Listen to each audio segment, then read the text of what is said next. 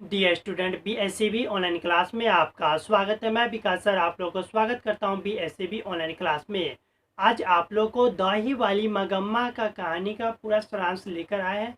इस कहानी के लिए आप लोग अगर 5 मिनट मेरे साथ रहते हैं तो 5 मिनट में जो वह दही वाली मगम्मा आप लोग को इस प्रकार से याद हो जाएगा कि सारे क्वेश्चन को आप लोग आसानी से सॉल्व कर देंगे और उसके साथ साथ यह कहानी आप लोग को भविष्य में भी याद रहने वाला है। तो इसलिए वीडियो के अंत तक बने रहे।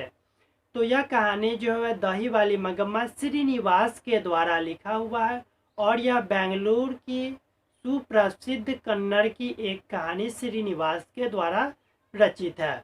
तो इस कहानी में प्रमुख पात्र जो वह मगम्मा मगम्मा और उसकी बहू नगम्मा और रंगप्पा इसका प्रमुख पात्र है। तो चलिए इस कहानी को शुरू करते हैं।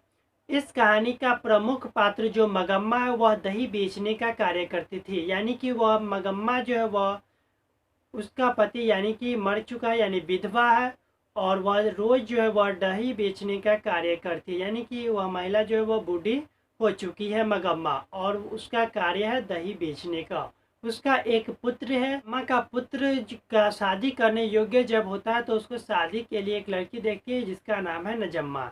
नजम्मा से शादी होती है मगम्मा का पुत्र का और उसके साथ वह अपने परिवार में काफ़ी खुश रहने लगती है। कुछ दिन बीतता है, वह जब दही बेचने जाती है तो वह अपने घर की सुख दुख सारे दुख जो और सुख जो वह अपने पुतों के बारे में बतलाती है कि मेरा आप लोग जानते हैं कि गांव में जब कोई भी महिला आती है उसके साथ जब एक दो महिला बैठ जाती है तो देखते हैं कि एक अपने घर की कोई वो अपने घर की वो सभी एक दूसरे के घर की बात करने लगती है। सेम उसी प्रकार से होती है दही वाली मगम्मा के साथ भी। वह भी अपने घर के मतलब पुतों के साथ बोलती है कि वह मुझे बहुत मानती है या सामान उमान बहुत मिला है उसके परिवार से।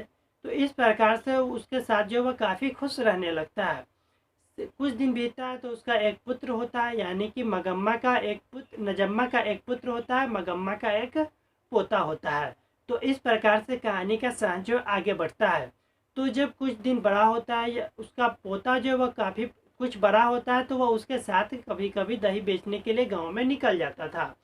तो मगम्मा के साथ साथ दही बेचने के लिए वह भी गांव गांव चला जाता था। तो इस प्रकार से जो कहानी का सारांश आगे बढ़ता है। और नजम्मा नजम्मा जो है वह अपने पुत्र को एक दिन सुबह में जो अपने पुत्र को मारता रहता है, यानी कि वह अपने बेटे को मारता रहता है। तो इस पर जो उसकी सास जो मगम्मा हुई मगम्मा को देखा नहीं जाता और उसे भला बुरा कह देता है। जैसे ही भला बुरा कहता है तो उसकी पुतों जो है वह खौफ में आ जाती है और उसे फटकार सुना देती है, यानी कि गाली बोल देती है।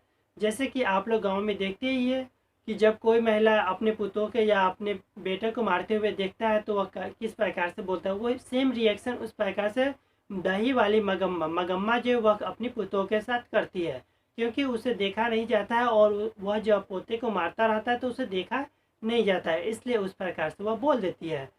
इस प्रकार से जैसे ही बोलती है तो उसका पुतो जो होता है नजम्मा वह उस पर फटकार यानी कि गाली उसको जो है वह फटकार सुना देती है और वह दोनों में इस प्रकार से विवाद होता है।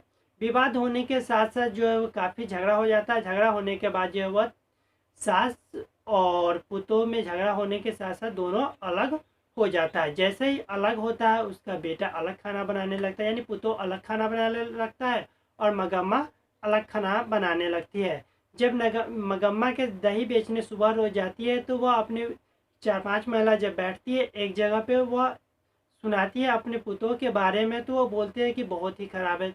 तो वहाँ की महिला से बोलती है कि पहले तो काफ़ी अच्छी थी, काफ़ी मानदान करती थी, अब आपको यह कैसे हो गया जो वह मानदान नहीं कर रही है या ख़राब किस प्रकार से हो गया या गाली किस कैसे लिए दे दिया। तो वह बोलती है कि वह अपने बेटे को मारती थी और जब मैं उसे नहीं मारने के लिए मना किया या कुछ बोला तो वो उसने मुझे इस प्रकार से बोला। तो इसलिए जो है वह अलग मेरे साथ वह खाना या कुछ शेयर नहीं कर रही है वो, और वह अलग रह रही है और अलग खाना बनाता है। मगम्मा भी अपने साथ अलग अकेले जो है वह खाना बनाती थी और दही बेचने का कार्य वह जारी रखता है। कुछ दिन बीतता है, उसके गांव का एक जुआरी रहता है रंगप्पा। रंगप्पा जो है वह जुआरी है, जुआ हुआ खेलता है और किसी से भी पैसा लेने का कार्य करता था। मतलब कि उसे किसी भी महिला से या किसी भी आदमी को वह अकेला देखता था, उससे पैसा लेने की कोशिश करता था रंगप्पा। तो रंगप्पा जो है वह उससे भी दही वाली मगम्मा की सोची कि वह जो है उसके पास वह दही बेचती है और उसको खाने वाला भी कोई नहीं है, तो इसलिए उसके पास तो पैसा होगा। तो पैसा होगा तो उसे अब किस प्रकार से लिया जाए। तो वह एक दिन दही बेचने सुबह जाती थी, तो वह गांव में ही अकेले चौराहे पर मिल जाती है मगम्मा से रंगप्पा। रंगप्पा मिलता और उसे बोलती है कि मुझे पैसे की बहुत ज़रूरी है, और वो उससे पैसा लेने की कोशिश करता है, मतलब कि उससे मांगता है कि पैसा मुझे दे दो, बहुत ज़रूरी है, मैं कल या परसों लौटा दूंगा। तो मगम्मा बोलती है कि मेरे पास जो है वह अभी पैसे नहीं है। तो फिर रंगप्पा जो है दूसरे दिन आती है और उससे बलजोरी पैसा लेने की कोशिश करता है। यह बात जो है उसकी बहू नजम्मा को जो पता चलता है, तो वह सोचती है कि अब मेरे साथ जो भी पैसे ली हुई होगी वह कहीं उसे दे ना दे। जब उसके पास चला जाएगा तो उसे लेना बहुत ही मुश्किल हो जाएगा, क्योंकि सभी जानता रहता है कि वह एक जुआरी है और वह पैसा लेने के बाद किसी को वापस नहीं करता है। तो इसलिए जो वह उसे आप मनाने का तरकीब सोचता है कि सास को किस प्रकार से मनाया जाए, यानी कि मगम्मा को जो वह किस प्रकार से मनाया जाए जिससे कि वह रंगप्पा को पैसा नहीं दे, जो कि उसके गांव का एक जुआरी है।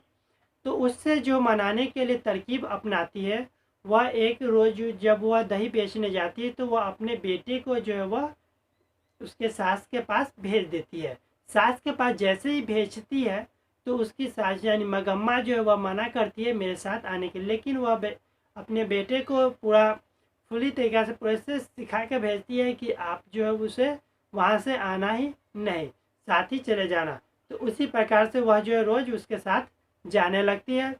तो मगम्मा जो है उस समय बोलती है कि तुम्हारी मम्मी जो है मेरे साथ आने से मना कर रहा है, तो फिर भी तुम क्यों आ रहे हो। फिर भी वो उसका पोता जो है वह उसके साथ चला जाता है। एक दो दिन फिर उसके साथ जब जाता है तो गांव में महिला सब देखती है और उससे पूछती है कि फिर से सास मतलब कि आपकी पुतोह जो है वो आपके साथ रहने लगी, खाना वाना अच्छे से खिलाता है या नहीं खिलाता है। तो इस प्रकार से बात विवाद होता है और वह जो है इस प्रकार से वह सास को अपने में फिर से मिला लेती है। तो इस प्रकार से इस कहानी का सारांश एंड होता है। अगर यह वीडियो आप लोग को पसंद आया हो तो लाइक करें, चैनल से नहीं जुड़े तो चैनल को सब्सक्राइब कर ले। सभी इसमें आप लोग को सॉल्व मिल जाएगा, जितने भी क्वेश्चन होंगे वह सभी क्वेश्चन का सॉल्व इसमें मिल जाएगा। वीडियो पसंद आया हो तो लाइक करें, चैनल से नहीं जुड़े तो चैनल को सब्सक्राइब कर ले। फिर मिलेंगे नेक्स्ट वीडियो में।